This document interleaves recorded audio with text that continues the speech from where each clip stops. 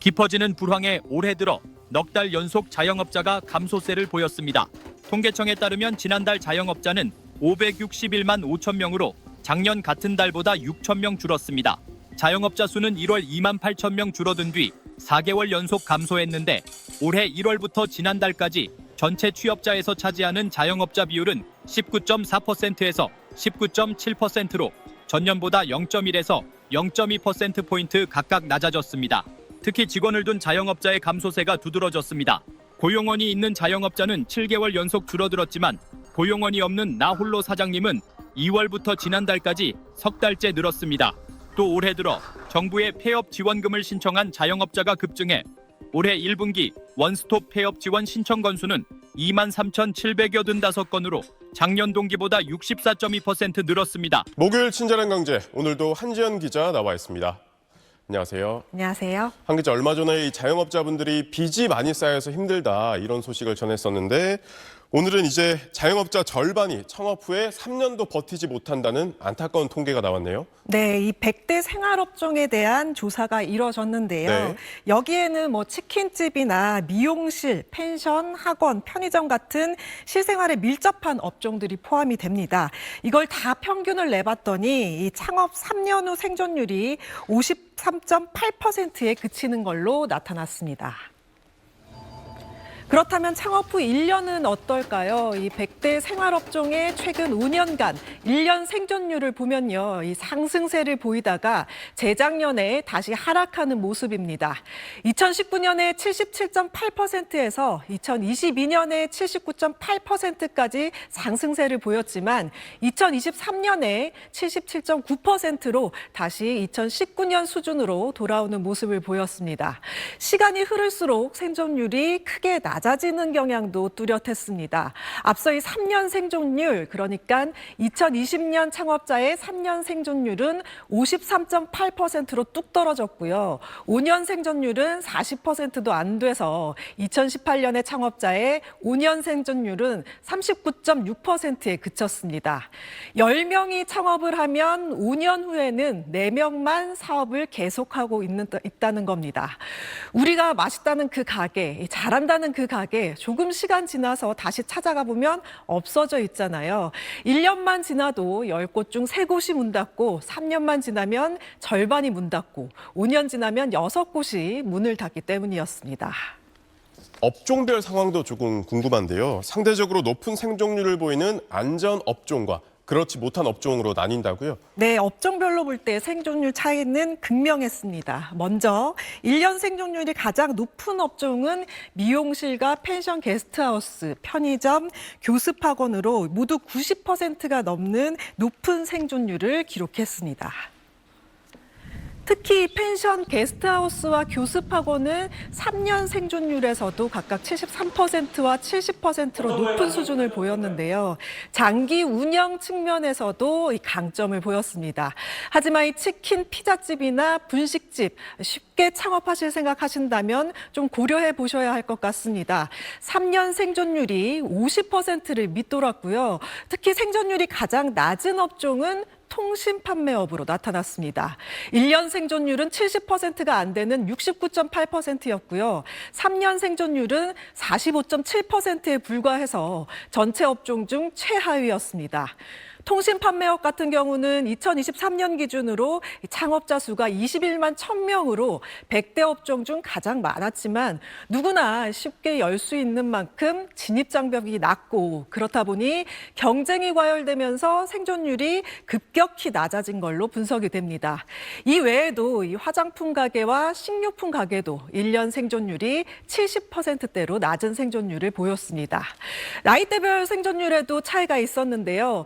40세 미만은 미용실에서 40세 이상은 펜션 게스트하우스에서 생존율이 가장 높았고요. 반면 이 40대 미만은 분식점에서 40세 이상은 호프주점에서 생존율이 가장 낮았습니다. 전반적으로 폐업이 늘고 있다는 것은 요즘 본업만으로, 자영업만으로는 정말 생계를 유지하기가 쉽지 않다 이런 얘기일 텐데요. 그래서 요즘은 자영업자분들 가운데 부업하는 분들이 늘고 있다고요? 네, 현재 자영업자이면서 부업을 하는 사람은 올 1분기 월 평균 15만 명이 넘는데요. 지난해 같은 기간보다 2.2% 증가했습니다. 2014년 1분기보다 비교하면 37.8% 증가한 규모입니다. 특이할 점은 이 내수 부진이 장기화되면서 자영업자 수는 줄어든다는 겁니다. 이 전체 취업자 중 자영업자 비중은 19.52%로 두 달째 역대 최저치를 경신했습니다. 이런 상황에서 투잡 자영업자는 늘고 있다는 건데 자영업자가 부업에 뛰어드는 이유는 빠듯한 소득과 빚 때문입니다. 자영업자 얘기 직접 한번 들어보시죠. 매출이 바닥으로 떨어지는데 뭐 정신 없어요? 나가서 밤에 다른 일을 또 해야 되는 거야. 두탕 떼시는 분들 많아요. 밤에 대리하시거나 밤에 여기 배달하시거나.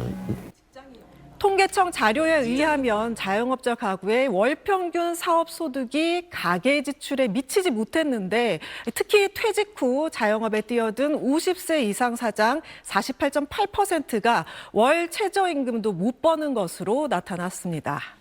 네, 그렇군요. 잘 들었습니다. 서울 영등포에서 32년째 의류를 판매해온 김모 씨입니다. 60대인 지금도 하루 10시간 넘게 가게 문을 열어놓고 있는데 청바지 한 장이라도 팔면 그나마 다행이라고 말합니다. 캐시도 못하고 들어가는 경우도 있어요. 하루에 얼마나 팔아야 돼요? 아무리 못해도 25만 원 임대료랑 운영비가 들어가잖아요. 가뜩이나 소비자들 씀씀이를 보여주는 소매 판매액은 3년 내리 줄어 통계 작성 이래 최장기간 감소세인데 지난 연말부터 전국 혼란과 트럼프 정부의 관세 전쟁으로 소비 심리는 더 얼어붙었습니다. 아예 없어요. 없다고 보면 돼요. 코로나 때 반도 안 된다고. 이상기후로 인한 작황부진, 1,470원대를 넘나드는 고환율로 국산 수입 가릴 것 없이 원재료 가격이 치솟기 일쑤입니다. 지금 무 하나가 1,000원짜리가 3,000원 들고 사야 되는 아닌데 그러면 거스를 수 없는 대세가 된 온라인과 배달 위주의 소비 형태도 영세 자영업자들로선 대처가 어렵습니다. 배달료가 너무 비싸가지고 거의 가져가는 게 옛날에 절반도 안 돼.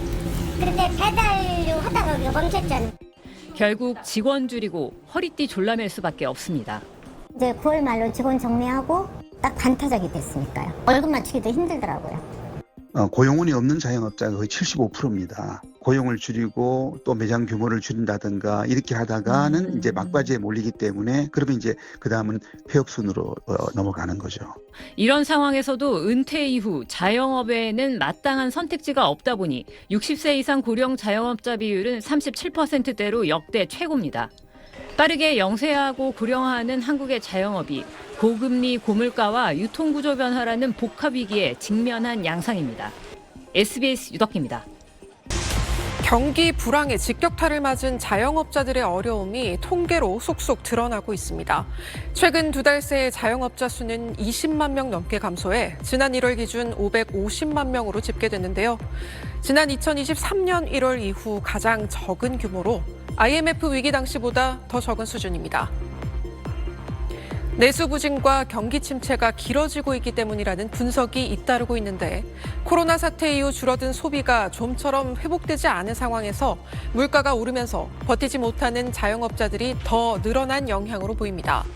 한국경제인협회 조사에서 자영업자들은 원자재나 재료비 부담이 가장 크다고 답했는데요. 그 뒤로 인건비나 임차료, 그리고 대출 상환 원리금을 꼽았습니다. 최근 기준금리를 인한 한국은행은 올해 금리 추가 인하를 시사하기도 했는데요. 금융당국의 압박 속에 은행들도 가산금리 인하에 나서고 있지만 이미 막대한 부채를 안고 있는 자영업자들이 얼마나 버틸 수 있을진 미지수입니다. 지난 1월 말 기준으로 전체 자영업자의 3분의 2가 사업자 대출을 받은 것으로 확인됐는데요. 역대 최대 규모인 715조 9천억 원에 이르렀습니다. 한국은행이 별도로 집계한 자영업자들의 가계대출까지 더하면 자영업자들이 진 빚은 모두 합쳐 1,070조 안팎이 될 것으로 보이는데요. 한 명이 평균 1억 9천만 원 정도의 빚을 지고 있다는 의미인데 올해 들어 코로나 사태 때 받은 대출의 원금 상환기와 맞물리며 자영업 부채 폭탄이 본격적으로 터질 때가 됐다는 비관적 전망도 나오고 있습니다. 특히 올해 민간 소비가 더 위축할 것으로 보여 자영업자들의 줄도산을 막기 위한 대책이 필요하다는 지적도 나오고 있습니다.